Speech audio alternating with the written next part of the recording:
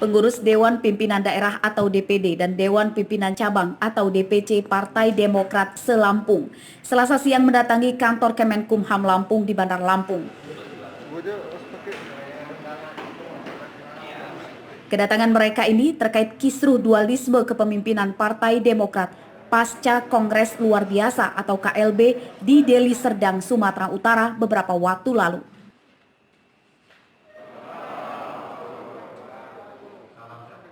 Pengurus DPD dan DPC Partai Demokrat di Lampung meminta kepada pihak Kemenkumham untuk tidak melegalkan secara hukum hasil KLB Partai Demokrat di Sumatera Utara itu.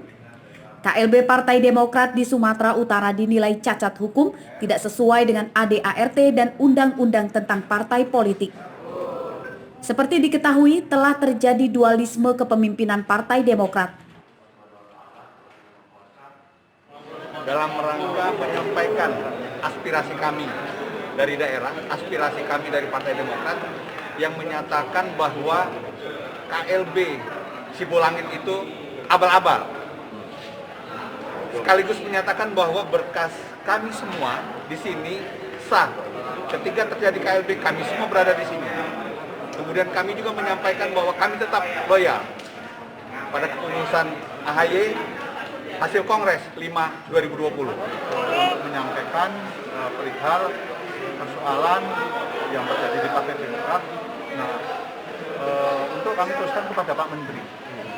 Kalau misalnya masuk pada substansi, kami tidak berpendapat karena persoalan dengan regulasi aturan ini kan pemerintah pusat. Jadi kami hanya menampung apa yang disampaikan, kemudian nanti akan kami laporkan dan laporkan kepada Pak Menteri.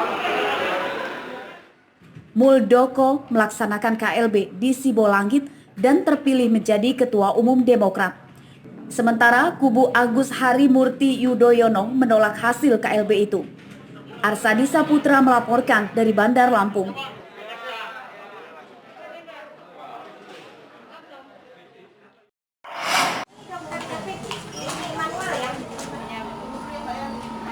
Camat, Sekretaris Camat, hingga Kepala Desa di Lampung Selatan mengikuti vaksinasi tahap kedua di Puskesmas Ketapang Selasa siang. Terlihat wajah-wajah tegang para camat dan kades itu saat akan disuntik vaksin oleh tim medis.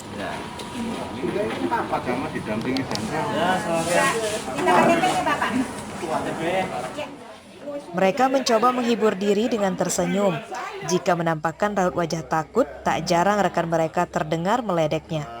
Namun akhirnya vaksinasi kepada belasan camat dan kepala desa itu berjalan lancar.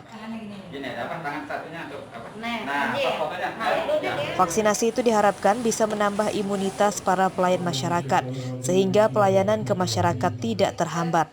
Namun sebelum menerima vaksinasi, para camat dan kades itu terlebih dahulu diperiksakan kesehatannya. Alhamdulillah kita kompak vaksin semua dalam rangka untuk jadi garda terdepan untuk masyarakat nanti ke depannya biar agar mudah juga menyampaikan kepada masyarakat bahwa vaksin ini aman dan juga tidak ada efek samping sama sekali. Ini sementara ada sedikit pening gitu ya. Ini 30 menit kita harus berdiam di tempat ini. Seluruh camat dan kades berharap masyarakat tidak takut divaksin. Hal itu karena mereka tidak merasakan efek samping negatif. Mereka juga memberikan tips vaksinasi aman, yakni jangan begadang serta sarapan pagi sebelum divaksin. Ari Susanto melaporkan dari Lampung Selatan.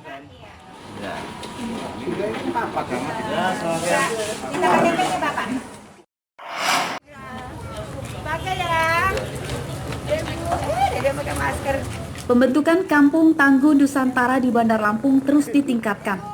Hal ini sebagai upaya menekan angka penularan COVID-19. Keberadaan Kampung Tangguh dianggap handal menangkal COVID-19 karena masyarakat dilatih terbiasa mematuhi protokol kesehatan serta mampu menciptakan ketahanan pangan secara mandiri. Berapa kamar? 30.